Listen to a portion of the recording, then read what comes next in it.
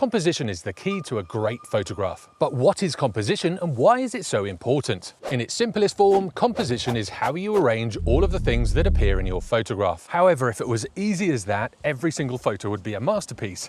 So it is something that you have to work on. But there are a few things that will help. And later on, you can screen grab my cheat sheet to help you when you're out in the field, struggling to find that composition that you know is hidden right there in front of you. The first thing I look for is a subject. It can be a tree, a mountain, a stack of rocks. It can even be a volcano, a lake, or just an interesting bit of light. But you do need a subject. And this is the thing that anchors the photograph, and it gives the reason for that photo to exist. If your photo seems like it's just lacking something, ask yourself this: what is the subject? If you can't answer this straight away, then you might have just made a discovery that's huge. And if you've been stuck in a photography rut, this might well just help you get out of that rut and get much better photographs. And let's face it, we all want to take better photographs. I always have this in the back of my mind when I'm taking a photograph. Consider it the lead role in your photograph. You can have other things in there, but they need to be supporting that lead role. If I can't answer this question, I'll change my shot until I can definitively say what the subject is. Now, if you've been a photographer for a while, you'll have heard of the rule of thirds. It's been around for ages. Some of you hate it, others think it's absolutely rubbish, but it is a valuable tool. There is a reason why cameras have it as an overlay grid. I see it as a guide to help me start thinking about composition, kind of like a reminder to get me to think about what I'm putting in the frame and where I'm putting it. The classic use of the rule of thirds is to put something on one of the lines, on one of the intersections, or both.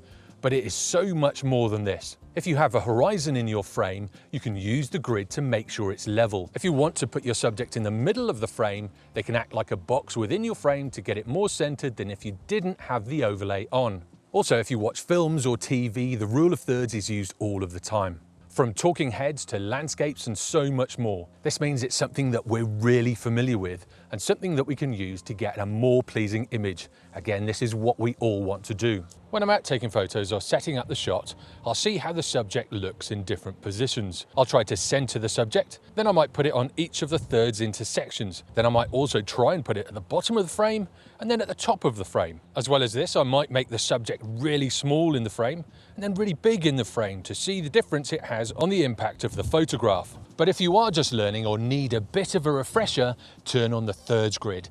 It'll help you just start thinking about that composition. Now, sometimes the biggest hindrance to your compositions can be your tripod. Now, I'm not saying I hate tripods, I actually love them and they're a really good tool.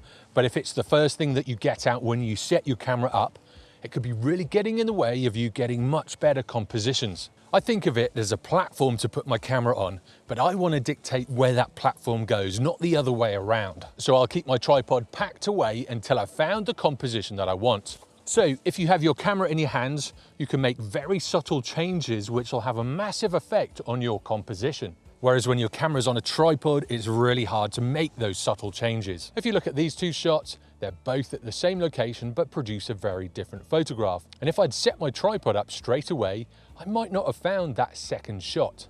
Now, there's a lot of light about at the moment, but sometimes you might be setting up that composition when it's really dark. What I'll do in this situation is bump my ISO up to get a good exposure, find that composition where that camera needs to be. I'll then set the tripod up, put the camera on it, and then change the settings back by dropping my ISO down and then compensating with the other two settings.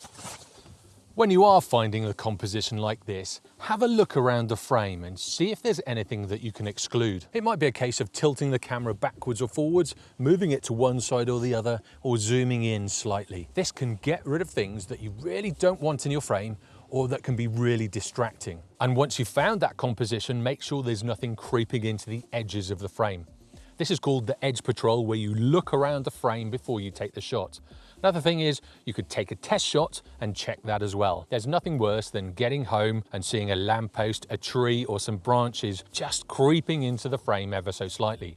Although there is always Photoshop. On the other hand, if it supports the subject, this could become the supporting actor. This could be the foreground leading the viewer into the shot, a shape that complements the subject, or just something that balances out the photograph. I've mentioned this in previous videos, but composition is basically photographing with intent. It's being thoughtful about how you put things in your frame. If it looks like a snapshot to the viewer, that's basically what it becomes. Whereas if you've arranged the things thoughtfully in the frame, subconsciously to the viewer, it'll look like you've photographed with intent, and it becomes a photograph more than a snapshot. It could be as simple as lining 2 or more elements up, or having a beautiful leading line running your eye into the frame. Subconsciously, you're saying to the viewer, I've got this, I know what I'm doing, so just relax and enjoy the photograph. And this leads me to my favorite thing I like to find whenever shooting landscapes, and that's the good old leading line. Sometimes they work and other times they don't, but when you get a good one,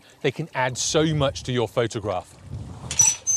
I'll always look for leading lines, whether it's lines in the clouds, maybe a path or a river or anything like that. Something that leads the eye to the subject is absolutely fantastic. Don't be afraid of getting a bad one either. Remember, no one has to see your photographs but you. The main thing is that you start looking for leading lines, and then you'll develop that part of your brain to always look for them. Now, I'm out in the field talking about this, but this isn't the only place you can work on your compositions. When editing, you can really work on your compositions without any of the distractions you might have in the field. This is where you can recompose your shot to make it better and also learn from the way you shoot. Sometimes I'll look at a shot and wonder why I wasn't a few steps to the left or the right, or why I'd even taken the shot in the first place. Nowadays, with high megapixel cameras, it's possible to crop in a lot, especially if you aren't printing your photographs, which you should start to do if you aren't already, but that's a story for another day. The sky's the limit with editing, just be careful not to take it too far. Now, I have to admit, one thing I often forget in my photographs is balance. And balance is one of the hardest things to understand and get right. If your shot is unbalanced, it can just make the photograph look a little bit off. For instance, this shot is weighted to the left because the cliffs are dominant. However, if there was a sailboat on the water, this might balance it out. When you look at the shot on the back of your camera, what is your eye drawn to? Does it feel heavy on one side or the other? If so, you might have to think about reframing your shot to change that balance. In saying that, sometimes an unbalanced photograph tells a story itself, and this is the most confusing thing with composition. One person's masterpiece might be another person's junk, and composition is something that you'll work on for the rest of your life. But it can be a fun and fascinating journey if you approach it with a curious mind. There's a lot more to composition, and you can find lists and lists online. Or this cheat sheet you can pause and screen grab now and take with you in the field. Now, it's one thing to compose your shot well, but if you can't get a sharp photo, there's a definite formula that helps. And in this video, I show you that exact formula. I'll see you next time.